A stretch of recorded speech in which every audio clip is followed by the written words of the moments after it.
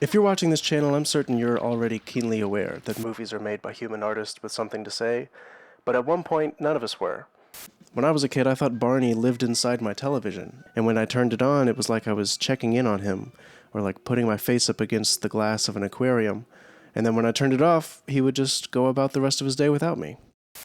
Eventually, growing up, you realize that shows and movies are made, that the people you're watching are actors, and that somewhere behind the scenes there's somebody called a director. But while I knew that consciously, it still didn't affect the way that I watched a film or a TV show. They just kind of washed over me like pure visceral experiences. If I liked or didn't like a movie, I had no real reasoning. It was just good or bad. I couldn't identify the craft going on. I couldn't look past the veneer of the finished product and see all the individual choices that went into making it. I honestly didn't even see movies as pieces of art, like a painting or a photograph. Like when some people get in a car, they can see a small block V8 engine, a 5-speed manual transmission, chrome detailing, and a leather interior, and they understand that every feature on a car was a choice made by an engineer or a designer or a street racer, for better or for worse. But for the longest time, I just went for a ride in the car. Eventually that changed, but for me it had to happen in 2 stages.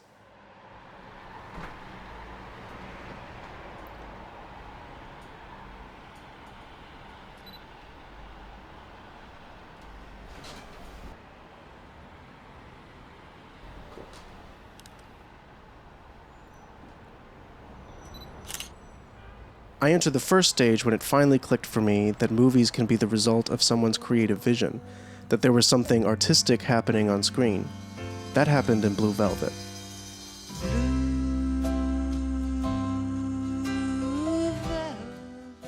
David Lynch has a strong artistic voice, an identifiable aesthetic, and I think for a lot of people it's a film like that that finally breaks through the fog.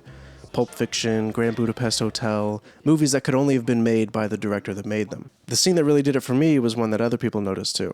Blue Velvet is a type of surrealism, but it is an entirely new and original kind of surrealism. It is completely David Lynch. There's a moment when a guy named the Yellow Man is shot in an apartment, and then Jeffrey, the main character, runs to the apartment, and the guy's dead, but he's still standing there.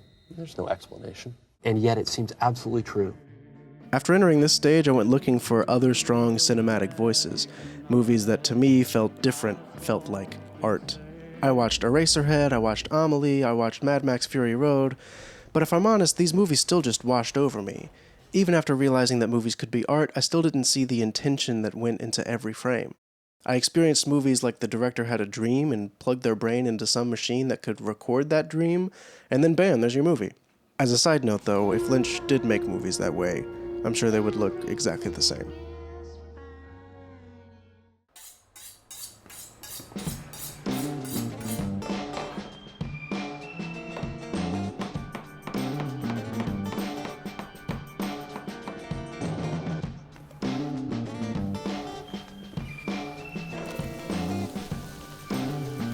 It was stage 2 that really changed the movie watching experience for me, where I was able to see past the car and notice the parts that went into making it, and experience a movie as a sum of individual creative choices and months, sometimes years of painstaking labor.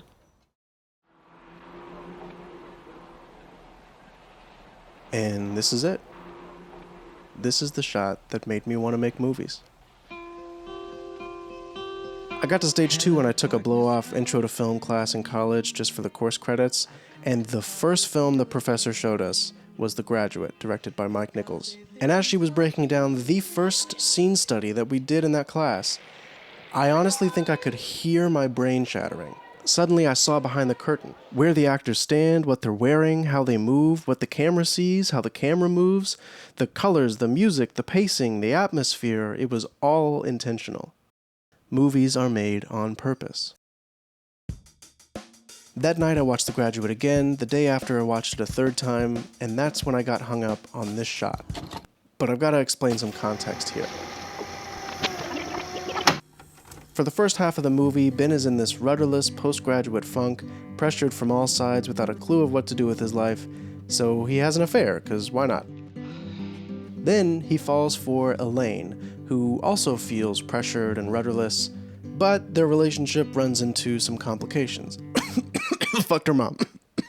Sorry. Excuse me. But now Ben finally has a purpose to get Elaine back. And the second half of the movie builds and builds on this question of are they going to get back together, and when they finally do, at the very end of the movie, it doesn't feel great. There's this doubt, this fear that creeps over them. Dude just broke up a wedding, she left her fiancé at the altar for him, and at first they're giddy with excitement, but the camera lingers, the laughter fades, and something else creeps in. They sink back into their own heads, and they're left with this feeling of, now what? So, what about this scene fascinated me? What about this scene gnawed at me until I finally had to admit that I wanted to be a filmmaker? The bus window. Or rather, windows. In this shot, their heads are individually framed by this split rear windshield, so even though they're together in this two-shot, they're isolated in their own little mini-frame. Which just rules. It's the perfect way to visually drive home what's happening in this scene, what these two actors are doing, what this whole movie has been building to. It's just perfect. The thing is, I couldn't figure out if Mike Nichols did that on purpose. So I looked up the bus. Was it rare? Did the production designer have to go searching for it to find just the right one with the split rear windshield? Well, no. I actually found the guy that owns the bus that was used in the film, and he made a couple videos about it. So this is a 1956 TDH 4512, originally operated by Santa Monica. So this is probably one of the most mass-produced models of old-look buses by GM. But this particular bus is one unique thing about it, and that it was used in the 1967 movie The Graduate, starring Dustin Hoffman, Anne Bancroft, and Catherine Ross. So that bus was super common back then, but I still assumed it was shot that way intentionally because The Graduate is just a meticulously made movie. Like in the first shot of Benjamin in his parents' house, he's framed against a fish tank with a scuba diver inside. His dad comes in and they talk about his future. His dad completely crowds his space in the frame, as does his mom when she comes in. Their presence, their expectations, and the expectations of all their friends put pressure on Benjamin. Pressure like being underwater. The screenwriter Buck Henry, that's him by the way, Yes, sir. carries this motif throughout the entire script, and Nichols executes it to perfection. The pressure, This young man is soon to continue his education as a Frank Halpingham Award scholar. and the scuba diver.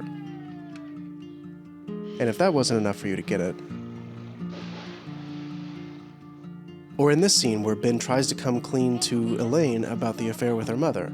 The camera frames them so that through the door in the background you can see Mrs. Robinson, and as it slowly dawns on Elaine, the focus slowly pulls back to her face.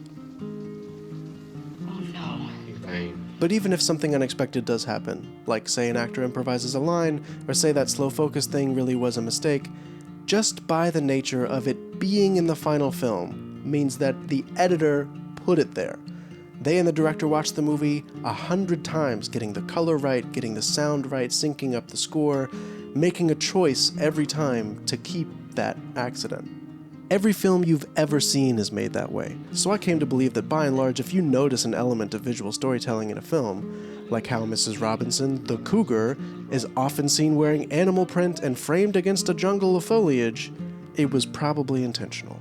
Because movies are made on purpose. And filmmaking is full of those tiny little decisions. In my last short film, I ran into a ton of them. Small details and blocking and camera placement that most people may not notice, but I decided that they matter to me. This scene is a simple little argument between a couple on a road trip. One of them wants to stop and take pictures, one of them wants to get back on the road, and underlining these character motivations visually can be as simple as blocking the actors and the camera so that the character that wants to stay in the desert is framed against the desert, and the character that wants to leave is framed against the car. Again, super simple.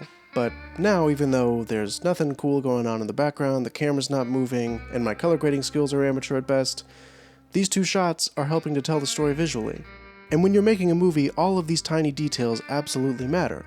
Every inch of the frame should be enriching the characters, building the world, and telling the story.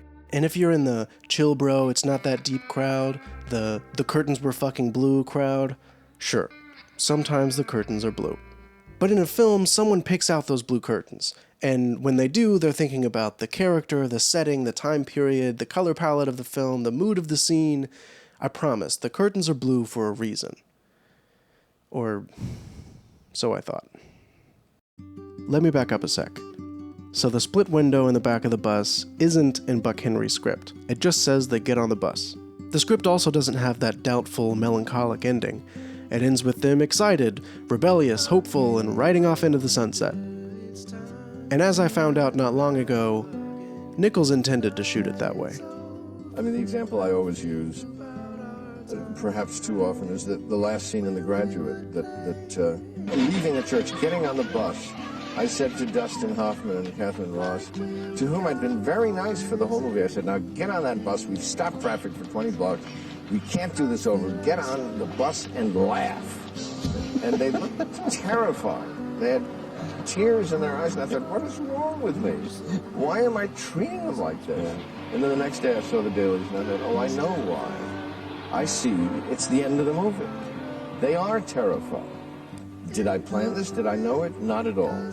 So he snapped at the actors, and they retreat back into their heads because they think they got the shot, and they're just going back to being scared young actors who just got yelled at by their director. Nichols just kept rolling. The melancholy made for a better ending, so he let it play out, and underlined that melancholy by bringing back The Sound of Silence by Simon & Garfunkel. But the bus had nothing to do with it. When I found that out, I was kind of devastated, honestly. I had analyzed myself into oblivion. I had proved the curtains were fucking blue people right. Here was a piece of visual storytelling that I noticed, that worked on me, that was poetic, that made me feel something. And it was also completely unintentional.